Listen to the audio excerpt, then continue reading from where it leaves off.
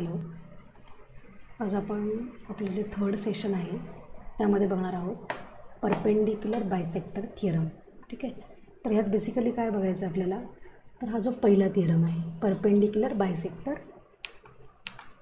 Theorem, यामध्ये आपण काय बघणार आहोत की जर परपेंडिक्युलर ड्रॉन केली असेल ट्रायंगलमध्ये, ठीक आहे, every point on the perpendicular bisector of its segment is equidistant from the end point of a segment. ठीक आहे. तर त्यात आपल्याला काय बघायचं आहे की जर ही परपेंडिक्युलर ड्रॉन केली, पी एम काय केले, परपेंडिक्युलर ड्रॉन केलेली आहे bisector, every point on the perpendicular bisector of a triangle segment is equidistance from the end point of the segment. ती काय असते, ह्या एंड पॉईंटपासून काय असते, इक्विडिस्टन्स असते. हे आपल्याला काय करायचं आहे, प्रूफ करायचं आहे. तर परपेंडिक्युलर बायसेक्टर तुम्हाला माहिती आहे की ती काय करते, त्या सेगमेंटचे 2 इक्वल पार्ट्स करते. ठीक आहे.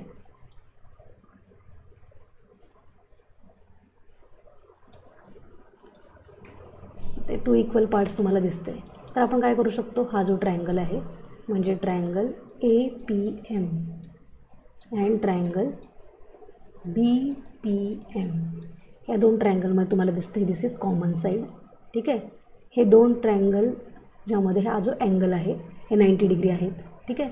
आणि ह्या साईड तर इक्वल आहेत कारण ती परपेंडिक्युलर बायसेक्टर आहे. सो हे 2 ट्रायंगल आपण काय करू शकतो, कॉन्ग्रुएंट दाखवतो.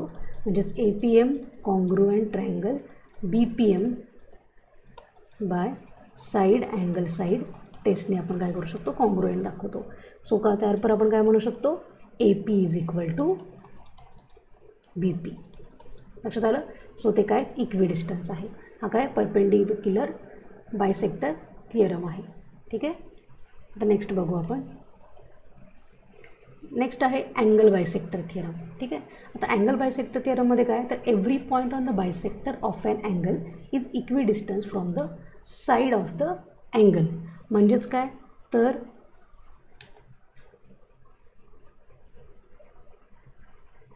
हा जो अँगल बायसेक्टर आहे, दिसतोय तुम्हाला सगळ्यांना अँगल बायसेक्टर, तर तो काय आहे, इक्विडिस्टन्स. हा जो त्यातला कुठेही जर तुम्ही पॉईंट घेतला तर तो ह्या 2 साईडपासून काय आहे, इक्विडिस्टन्स आहे. म्हणजेच आपल्याला काय माहिती, this side is equal to this side. म्हणजे आपल्याला प्रूफ काय करायचं आहे, ते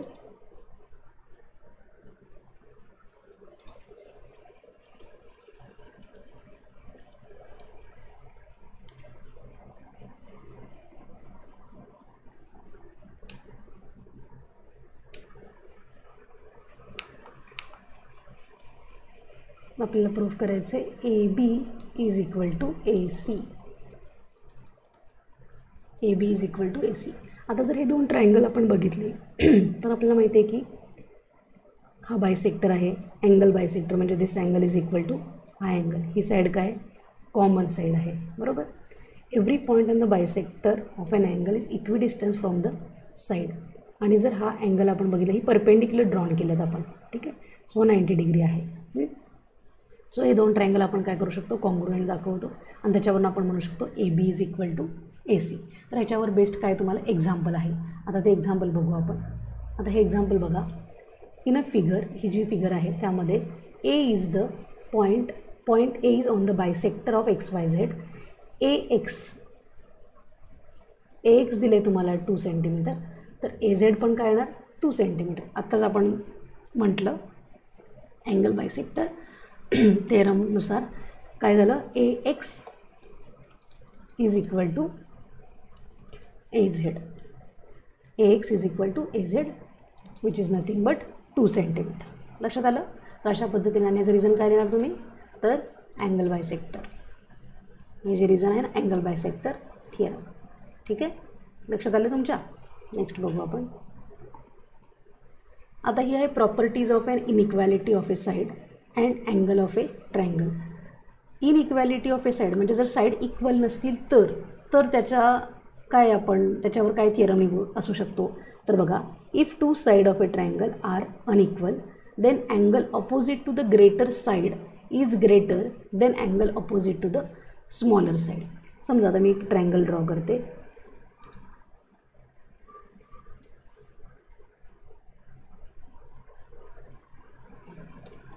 आता बघा, हा जर ट्रायंगल मी इथे ड्रॉ केला आहे ABC, यामध्ये जर तुम्ही बघितलं तर BC काय ग्रेटर साईड आहे. त्यांनी सांगितले 2 sides of a triangle are unequal, आणि ही AC आहे. तर ह्या 2 साईड काय आहेत अनइक्वल आहेत, सेम नाही आहेत बरोबर. तर ह्यातली जी BC साईड आहे ती काय ग्रेटर आहे. तर ह्या ग्रेटर साईडचा ऑपोजिट जो अँगल आहे म्हणजे हा अँगल, समजा मी इथं म्हटलं BC is greater than AC, तर BCच्या ऑपोजिट अँगल काय आहे तर angle A. So angle A is greater than, तर ACच्या ऑपोजिट अँगल काय B, अँगल B असं आपण म्हणू शकतो. हा काय आहे तर properties of an inequality of a side and angle of a triangle. लक्षात आलं आहे. म्हणजे जी ग्रेटर साईड असेल, ऑब्वियसली तुम्हाला दिसत असेल बघा, जर साईड अशी जर मोठी असेल जर तुम्ही अँगल असा वाढवला तर साईड पण काय होत चालले मोठी होत चालले बरोबर. अँगल जर छोटा केला तर साईड पण काय होणार आहे छोटी होणार आहे. त्याच्या ऑपोजिट साईडबद्दल बोलतो आहे आपण, ठीक आहे. सो ह्याचासुद्धा तुम्हाला काय होतो एक्झाम्पल सॉल्व करताना उपयोग होतो. आता बघा हे एक्झाम्पल आहे. In triangle FAN angle F is equal to 80, F is equal to 80, A is equal to 40. Find the greatest and the smallest side of the triangle and state the reason. आपण एक triangle काढू.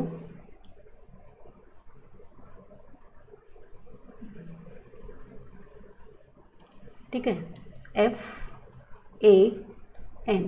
आता हा जो actually हा दिसताना 90 दिसेल पण समजून घ्या हा 80 आहे. सपोज हा अँगल 40 आहे, तर आपल्याला हा पण अँगल आपण काढू शकतो. आपल्याला माहिती आहे property angle F plus F plus A plus N is equal to 180. F किती आहे 80, 40 plus angle N is equal to 180. So 80 plus 40 120 plus angle N is equal to 180. So angle N is equal to 180 minus 120. So angle N is equal to 60 degree. म्हणजे हा आपल्याला मिळाला 60 degree बरोबर. तर आता ह्यातला सगळ्यात मोठा अँगल कुठला आहे तर 80, सगळ्यात छोटा कुठला आहे 40. मग ह्याच्यावरून आपण डायरेक्टली म्हणू शकतो की 80च्या ऑपोजिट साईड म्हणजे इथं लिहूया आपण angle F is greater than angle A बरोबर. मग Fची ऑपोजिट साईड काय तर AN इज ग्रेटर दॅन Aच्या ऑपोजिट साईड काय FN. म्हणजे सगळ्यात ग्रेटेस्ट साईड काय असणार आहे तर AN ग्रेटेस्ट साईड आहे आणि FN काय आहे स्मॉलेस्ट साईड आहे. लक्षात आलं. म्हणजे सगळ्यात जो अँगल छोटा आहे त्याच्या ऑपोजिट साईड सगळ्यात छोटी असणार आहे आणि सगळ्यात जो मोठा अँगल आहे त्याच्या ऑपोजिट साईड काय असणार आहे मोठी असणार आहे. तर अशा पद्धतीने हे एक्झाम्पल आहे, त्याचा तुम्ही काय करू शकता एक्झाम्पल सॉल्व करताना त्याचा तुम्हाला उपयोग होईल. ठीक आहे. तुम्हाला माझं सेशन आवडलं असेल तर लाईक शेअर आणि सबस्क्राईब करा. Thank you so much.